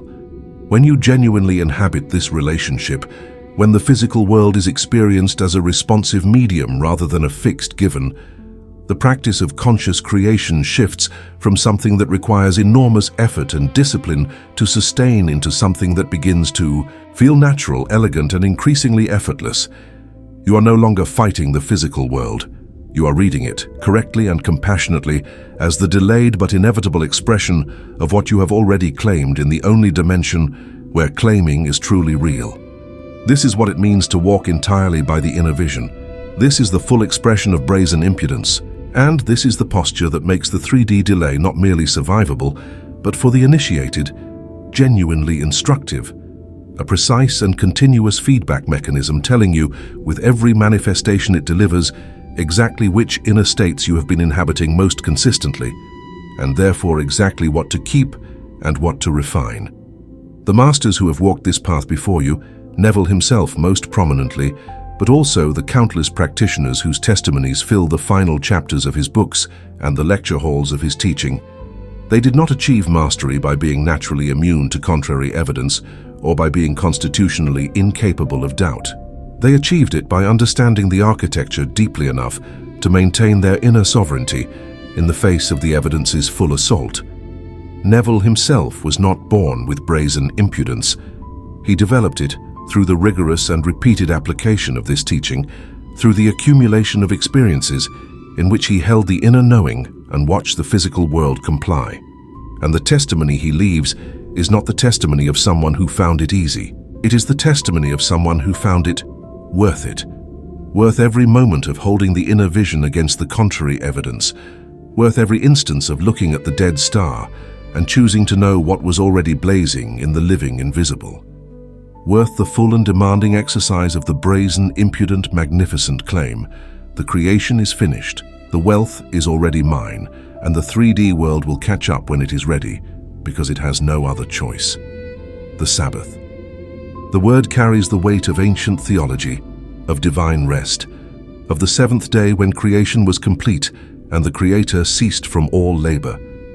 Neville Goddard reaches into this ancient concept and extracts from it a profoundly precise psychological and practical instruction. He is not speaking of a day of the week. He is not speaking of a religious observance. He is speaking of a specific and identifiable inner state, a state that, in the context of this teaching, functions as both the destination of the inner work and the most reliable signal that the physical manifestation is imminent. Understanding what the Sabbath is, how to recognize it, and how to distinguish it from its close but useless imitation is one of the most practically powerful capacities a practitioner of this teaching can develop. The Sabbath, in Neville's usage, is a state of profound inner rest that arises when the work of inner creation is genuinely complete. It is the experience of having fully and truly occupied the state of the wish fulfilled, not merely performed the visualization, not merely recited the affirmation, not merely attempted the feeling, but genuinely settled into the inner reality of the desired state with enough completeness and depth that the effortful, straining quality of the practice falls away. It is the inner experience of done. Not done as in abandoned, not done as in given up, but done as in finished. In the same way that a craftsman who has built something to the full extent of their ability and attention knows, with a quiet and settled certainty, that there is nothing left to add. The work is complete. The inner reality has been genuinely established, And in that state, a very specific and very recognizable quality of feeling arises, a deep, warm, quietly satisfied relief. This relief is the Sabbath. And it is crucially distinct from the relief of resignation, the "I've decided to stop caring about this" relief that comes from withdrawing desire rather than fulfilling it. The Sabbath does not involve the absence of desire. It involves the completion of desire. The experience of the desire being so fully inhabited as a present inner reality that the ache of wanting has been transformed into the satisfaction of having. You stop seeking to manifest because there is nothing left to seek. The manifestation has occurred in the only dimension where manifestation actually occurs in its essential form, the fourth dimension of imagination. The 3D physical expression is, at the point of the Sabbath, already inevitable. The signal has been sent with sufficient strength and completeness that the physical machinery is fully committed to delivering the result. The bridge of incidence is fully under construction. Your inner work is, in the most real and complete sense, finished. Neville draws the comparison to the completed creative work of Genesis with absolute precision. On the sixth day, the creation was completed. On the seventh day, God rested, not because he was tired, but because there was nothing more to create. The work was finished. The rest was the natural state of one who had brought into being everything that was to be brought into being. The Sabbath that the practitioner enters when the inner work is genuinely complete is this same rest, the natural, inevitable inner quiet of one who has fully and completely accomplished the creative act of inner occupation. And just as the divine rest of Genesis was the prelude to the physical world's full manifestation of what had been created, the practitioner's Sabbath is the prelude to the 3D world's full delivery of what has been claimed in the fourth dimension. How do you know when you have genuinely entered the Sabbath rather than merely tired yourself out? The distinction is felt, and once felt, it is unmistakable, though it may take practice to develop the sensitivity to recognize it clearly. Resignation feels hollow. It feels like a loss, like a withdrawal, like settling for less because the straining has become too exhausting to maintain. It carries with it a quality of deflation, of something diminished. The Sabbath feels like fullness. It feels like something gained, something established, something settled. It has the same quality as the moment after a genuinely productive day of work, when you can step back from what you have made and feel, without exaggeration or performance, that it is good. There is no grasping in it. There is no residual anxiety about whether the thing will survive. It has a solidity and a warmth that is quite different from the brightness of hopeful expectation and quite different from the flatness of resignation.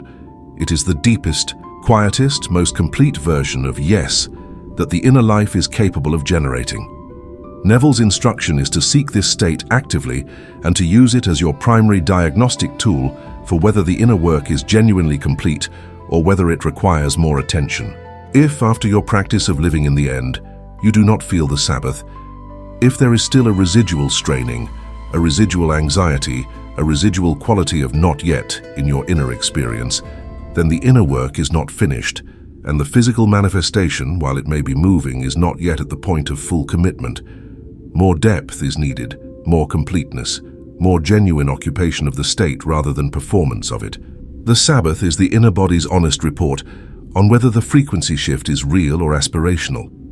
You cannot fake your way into the Sabbath because the Sabbath is not produced by effort. It arises naturally when the genuine inner work has been done. It is not something you create. It is something you earn through the depth and completeness of your state occupation, and it is something you recognize when it arrives, because nothing else feels quite like it. The practical instruction then is this: stop affirming frantically.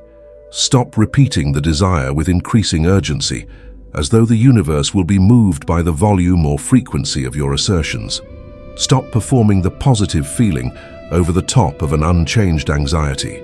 Instead, do the deep inner work of genuinely, fully, completely inhabiting the state of the wish fulfilled, using whatever inner technique produces the most real and complete experience of the feeling, and continue that deep work, patiently and sincerely, until the Sabbath arrives. Until the straining stops, not because you gave up, but because it became genuinely unnecessary. until the inner experience of the desired reality is so complete and so settled that seeking, it becomes as logically absurd as searching for something you are already holding in your hand. And when that state arrives, when the rest descends, warm and full and quietly certain, trust it. That is not the absence of desire. That is desire fulfilled in the only dimension that truly matters. And the 3D world will follow, because it has no other choice. The Sabbath, then, is Neville's ultimate gift to the practitioner, not merely a description of an inner state to be achieved, but a precise and trustworthy signal that the most real and most important part of the manifestation process is complete. The physical expression is always and only a matter of time. The mechanical, predictable, dense medium delay of a physical universe doing its faithful work of rearranging circumstances to match the completed inner reality. The Sabbath is the inner knowing that the time has been set, the bridge is fully under construction, and the arrival is not a question of if, but only of when. And in the peace of that knowing, the frantic trying ceases, the desperate affirming stills, and what remains is something far more powerful than any technique. The quiet, unshakable, deeply rested conviction of a consciousness that has genuinely claimed what was always already its own. Everything that has been explored in this video, from the astrophysics of dead stars to the architecture of the fourth dimension, from the radio frequency of broadcasting realities to the bridge of incidents threading through the dense machinery of the physical world, all of it converges on a single, crystalline insight that is, in the most profound sense, the complete and final answer to the human ache of wanting. That insight is this: your desire is not a wound. It is not the signal of an absence. It is not the proof of a lack. It is not the evidence that something is missing from your life, stolen from you by circumstance, denied to you by fate. Your desire is a memory. It is the echo, traveling backward through the illusion of linear time, of a reality that already exists in its complete and finished form in the fourth dimension, a reality that already carries your name, that was always meant for your occupation, that exists not as a future possibility to be earned, but as a present fact to be claimed. This reframing of desire is not a semantic trick designed to make you feel better about not having what you want. It is a precise and cosmologically grounded description of what desire actually is, understood from the perspective of the fourth dimension, where all possible realities already coexist in their complete and finished forms. The desire you feel for abundance, for freedom, for the life that seems just beyond your current reach, it calls to you with such specificity, such persistence, such warmth and recognition, precisely because it is not foreign. It is familiar. On some level of your deeper nature, in the fourth dimension where the I Am stands before the infinite wardrobe of finished facts, you have already touched this reality. The desire is the pull of recognition across the apparent distance created by the 3D delay. It is the completed reality reaching forward through the illusion of time to make itself known to you, to call you back to what is already yours. And if desire is memory, then the entire orientation with which most people approach their deepest wants is structurally inverted. Instead of wanting toward a future that might materialize, you are remembering toward a present that already exists. Instead of striving to become something you are not, you are returning to what you already are in the deeper dimension of your being. Instead of hoping for an outcome that is contingent and uncertain, you are claiming a fact that is fixed and complete. This inversion is not merely a matter of attitude, it is a matter of operating mode. The person who wants toward a future uncertainty experiences their practice as striving, tense, effortful, and anxious.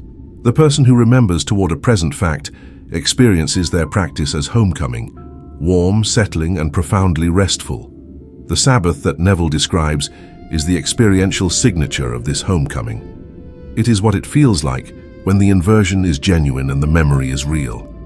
Taken together, Neville Goddard and Wallace Wattles have given you not two separate systems, but a single unified architecture of conscious creation, approached from the two complementary directions that together make it complete. Wattles gives you the practical engagement with the visible world. Act efficiently, hold the vision without doubt, refuse urgency, Occupy your present environment with purpose. Neville gives you the metaphysical foundation that makes all of Wattles' instructions not merely possible to follow, but logical to follow. The creation is finished. The desired reality already exists. The doubt is groundless, and the urgency is structurally impossible for the one who truly understands what is already true. Together they create a system in which the inner work and the outer engagement are perfectly calibrated, mutually reinforcing, and pointed with absolute precision at the same destination, the full physical expression in the 3D world of the reality that you have claimed and occupied in the fourth dimension. The 3D delay is not your enemy. It is the final and most practical piece of this architecture, the mechanics of the translation process by which the invisible becomes visible, the timeless becomes temporal, the complete becomes sequential. Understanding the delay removes the fatal reaction. Understanding the delay makes brazen impudence not merely possible but natural. Understanding the delay makes the Sabbath recognizable when it arrives and trustworthy when it is felt. And understanding the delay makes the entire practice of conscious creation, with all its demands and all its transformations, into something that is not merely worth attempting, but genuinely, reliably, magnificently worth living. The wealth you are crying for is already in your invisible vault. Your desire proved that from the beginning. All that remains is the claiming. Neville Goddard spent decades on the lecture circuit and in the pages of his books delivering the same essential message from every conceivable angle, with the patience of a man who knew that the message was so contrary to the conditioned assumptions of ordinary consciousness that it required not one presentation, but 1,000, each one approaching the same eternal truth from a slightly different direction, each one designed to illuminate a corner of the understanding that the previous one had not quite reached. And the message, stripped to its absolute core, is this: you are not a victim of your circumstances. You are the author of them. Not the author of what will happen, but the author of what is happening and of what has happened, the continuous causative creative author of the entire three-dimensional story of your life, operating through the medium of the states you have inhabited in the fourth dimension, consciously or unconsciously, by choice or by default. This is not a comfortable teaching. Let that be said clearly and without equivocation. The responsibility it places in your hands is total. If every circumstance in your life is the 3D projection of a 4D inner state, then you cannot ultimately blame the economy, or your family of origin, or your education, or your social circumstances for the reality you are currently experiencing. This does not mean that those things did not happen, or that they did not have real effects, or that structural inequalities do not exist in the world. Neville is not a teacher of social passivity, but he is uncompromisingly a teacher of inner sovereignty. And inner sovereignty means accepting, fully and without reservation, that the inner world is the causal world, and that the only genuine power over the outer world is exercised through the deliberate, conscious, sustained occupation of a chosen inner state. This is both the heaviest responsibility and the most liberating fact you will ever encounter. Because if you created the current reality by default, you can create the desired reality by design. The empowerment that Neville offers is therefore not of the soft, conditional variety that promises to improve your circumstances while leaving the fundamental structure of your consciousness untouched. It is a radical, complete, and permanent empowerment, the empowerment of a being who has recognized, perhaps for the first time, what they actually are. Not a victim of an indifferent universe, not a supplicant petitioning for a favor from a capricious external power, not a passive observer of a story being written by forces beyond their control, but a conscious creator, equipped with the only instrument of creation that has ever existed or will ever exist, the capacity to choose with full feeling and full conviction which state of consciousness to inhabit, which dress to wear in the infinite wardrobe, and to hold that choice steady with brazen impudence and the deep rest of the Sabbath, while the perfectly obedient machinery of the physical universe completes its delivery of what was claimed. This empowerment extends not just to the domain of wealth and financial abundance, though that is the specific focus of this video, and its application to wealth is precise and powerful, and completely reliable for those who apply it correctly and consistently. It extends to every dimension of human experience: the relationships you inhabit, the health you experience, the quality of the work you produce, the sense of meaning and purpose you bring to each day. Every outer condition of your life is the projected expression of an inner state of consciousness. And every inner state of consciousness can, through the practice Neville describes with such care and such precision, be chosen, occupied and sustained until the physical world catches up with the inner claim. This is not a technique for getting things. It is a complete and total philosophy of what a human being actually is, and what a human life can actually become when lived from the inside out, from the fourth dimension forward, from the claiming rather than the striving. Neville himself lived this teaching, not merely as a theoretical framework, but as a lived, tested, personally verified reality. He was born into poverty in Barbados, the fourth of 9 children, with no apparent access to the wealth, the opportunity, or the educational advantages that conventional wisdom would say are necessary for a successful life. And yet he became one of the most original and most influential mystical teachers of the 20th century.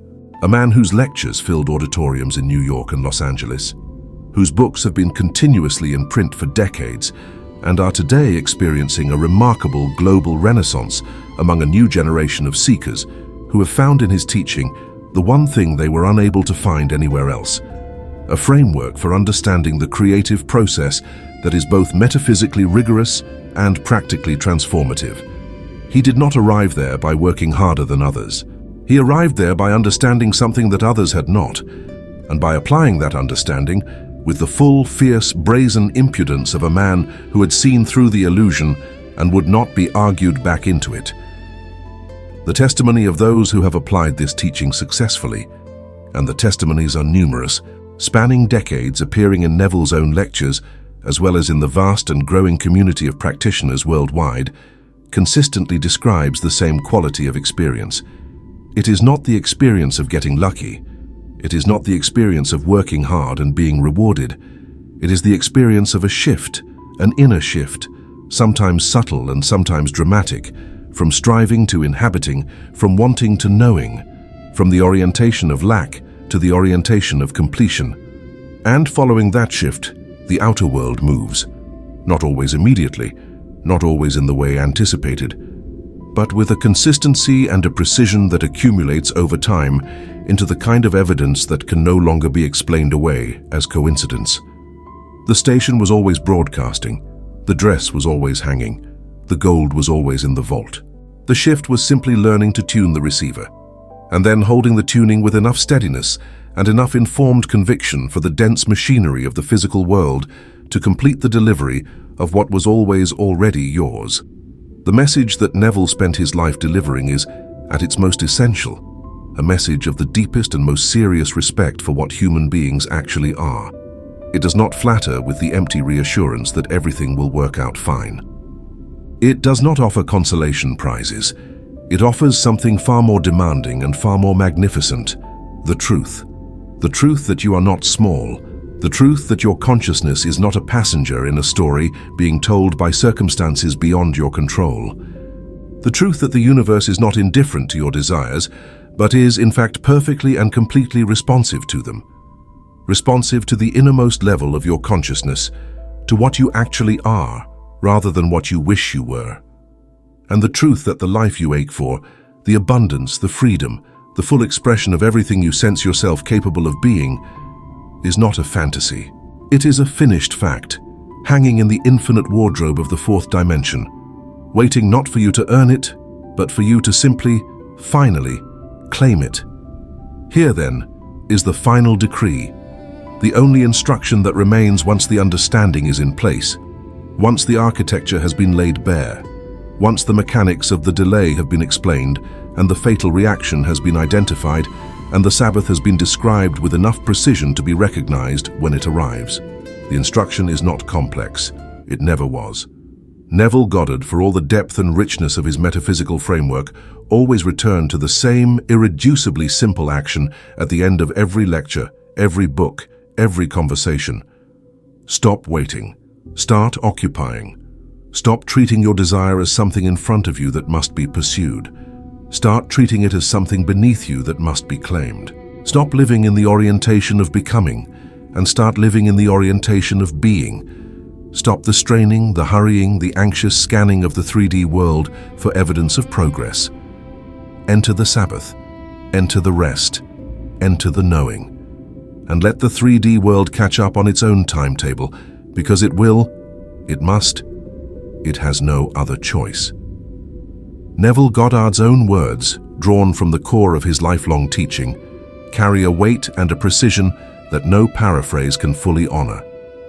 He says, with the calm authority of someone who has tested every word against lived experience, creation is finished. Whatsoever you desire is already yours. Seek not to materialize it, but to realize it. Hold these words. Do not read past them in the way the conditioned mind wants to read past challenging truths, filing them quickly under inspiring quote and moving on. Let them land. Let them rearrange something. Seek not to materialize it.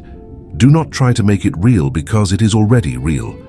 But to realize it, make it real to yourself, in your own inner experience, in the only dimension where the act of realization is causal rather than hopeful. The work is not manufacturing. The work is recognizing. The work is turning the inner gaze toward what is already there and saying, with the full authority of the I am, this is mine. This is already mine. And it has always been mine.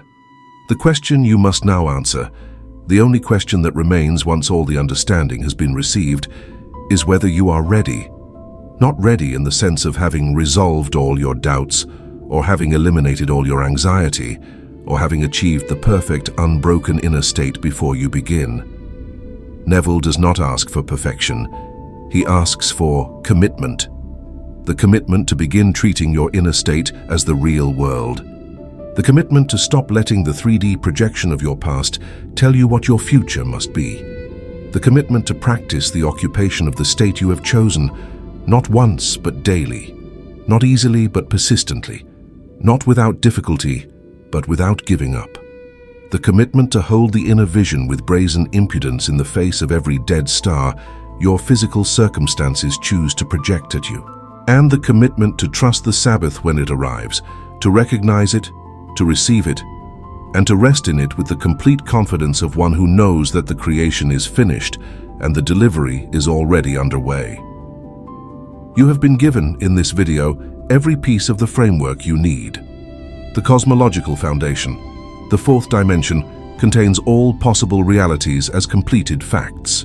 The mechanics of manifestation, the inner state is causal, the outer world is the delayed projection. The understanding of the delay, density of matter, the bridge of incidence, the necessary interval of physical rearrangement, the prevention of the fatal reaction, correct identification of the 3D evidence as past projection rather than present reality. The practice of brazen impudence, fierce loyalty to the inner vision in the face of contrary sensory evidence, and the recognition of the Sabbath, the signal that the inner work is complete and the physical delivery is imminent. These are not 7 separate tools.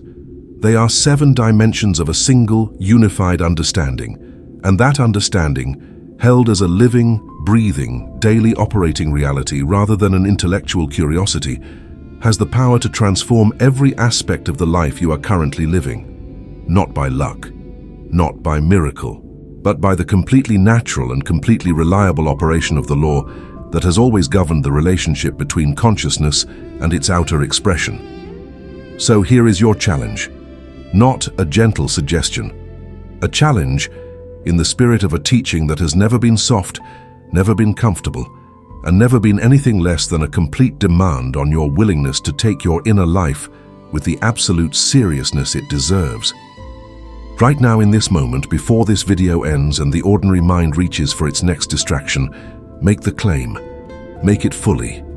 Make it with the brazen impudence of someone who has just understood, perhaps for the first time, that the creation is finished and the gold is already in their name. Write in the comments below these words, "It is already mine," not as a wish, not as a hope, not as a positive affirmation designed to change your mood.